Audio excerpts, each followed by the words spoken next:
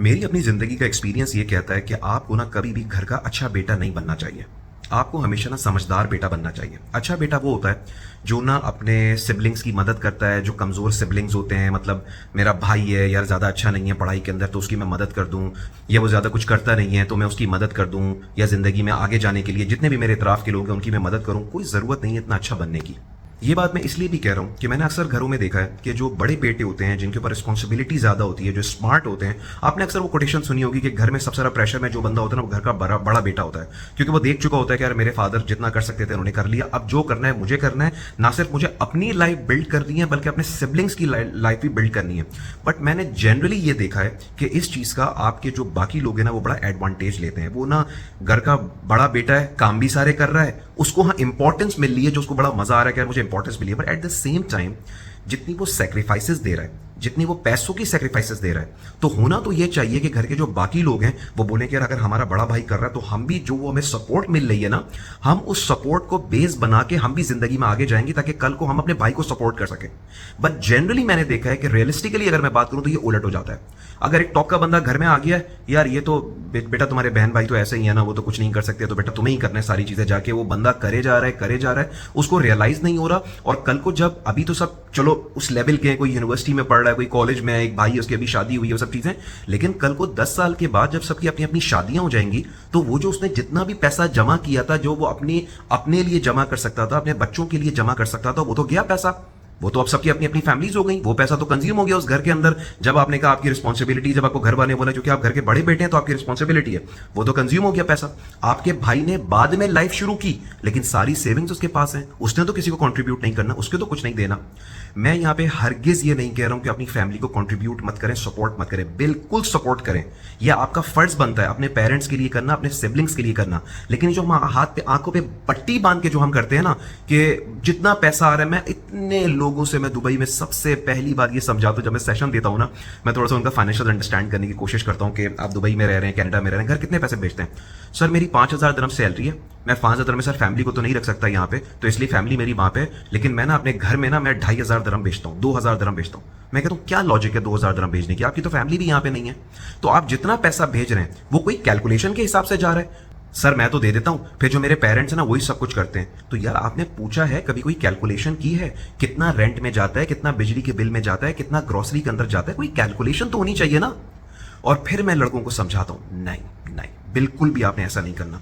जो आपके बहन भाई हैं उनकी जो स्कूल फीसेज है, यूनिवर्सिटी की फीस है, कॉलेज की फीस है, बिल्कुल आप दें, आपका फर्ज बनता है। लेकिन साथ साथ ये ना हो कि भाई जो है वो आराम से अय्याशियां कर रहा है बैठ के, वो भी ट्यूशन पढ़ा सकता है ना जाके।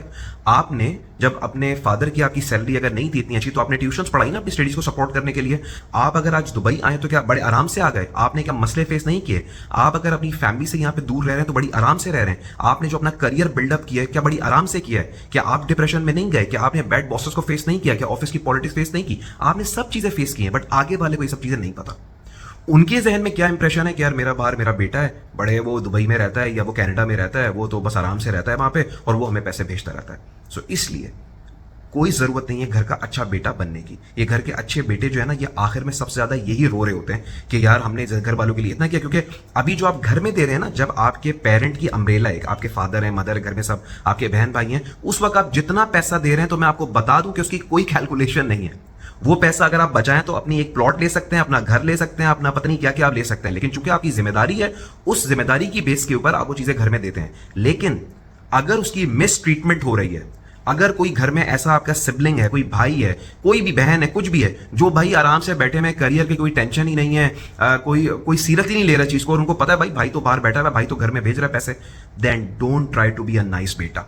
कोई जरूरत नहीं है आपको इस चीज की। और मैंने इस चीज के अंदर पेरेंट्स को बहुत बड़ी बड़ी मिस्टेक्स करते हुए देखा है। एक बंदे को बोल दिया बेटा ये तो तुम तो बेटा स्मार्ट थे ना, ये तो ऐसे ही है ना, तो इसलिए बेटा तुम करते रहो जाके। Never ever do this mistake. आप पेरेंट्स को एंगेज करें, बोले अम्मी बाबा जितना मैं कर सकता हूं मैं उतना कर रहा हूं जाके, but that does not mean कि मैं करता चला जा रहा हूं। मेरी भी फैमिली है, मुझे भी अपना स्ट्रेटेजिक फ्यूचर मुझे देखना है, मेरे भी बच्चे हैं उनका भी मुझे देखना है, तो मुझे करूंगा मैं जरूर। लेकिन आगे वाले को भी बोलें कि वो भी जो है उसने भी कल को घर में कंट्रीब्यूट करना है, और जो मेरी सपोर्ट है इससे एडवांटेज लेके इसको स्टेपिंग स्टोन बना के जिंदगी में और आगे चला जाए, ताकि फिर वो सब मिल के घर में कंट्रीब्यूट करें और इस तरीके से चलते हैं। और आप यकीन करें कि ये जो मैं बात कर रहा हूं ये पाकिस्तान के हर दूसरे घर की स्टोरी है। आप जरा एनालाइज कीजिएगा खास तौर पे उन लोगों की जिनके कोई ना कोई बाहर रहता है। हर दूसरे घर की स्टोरी है, यही है कि बस बाहर से भाई पैसे भेज रहे हैं, बाकी जिनको उन पैसों को यूटिलाइज करते हुए जबरदस्त पढ़ाई करनी थी, जबरदस्त और आगे जाना था, वो अपनी बेसिक लाइफ में सेटल हो चुके हैं और बड़ा भाई जो है उसके ऊपर प्रेशर बिल्डअप होता चला जा रहा है और बस वो ये है कि वो घर का अच्छा बेटा बना हुआ, उसको बस रिस्पेक्ट मिलती है। Don't go for this respect, you need money for your future, you need money for your kids. आपको रिस्पेक्ट तो कोई नहीं होगा, और अगर आपको लगता है कि ये जो अभी आप पैसे दे रहे हैं कल को कोई इसको इंडोर्स करेगा या कल को आपको इसका बड़ा तालियां बजेंगी आपके लिए, फॉरगेट अबाउट इट। अगर आप अभी भी इस उसमें बैठे हैं, इसका मतलब आपको जिंदगी के बारे में, आपको रिलेशनशिप्स के बारे में, ह्यूमन साइकोलॉजी के बारे में अभी आपको बेसिक्स भी नहीं पता।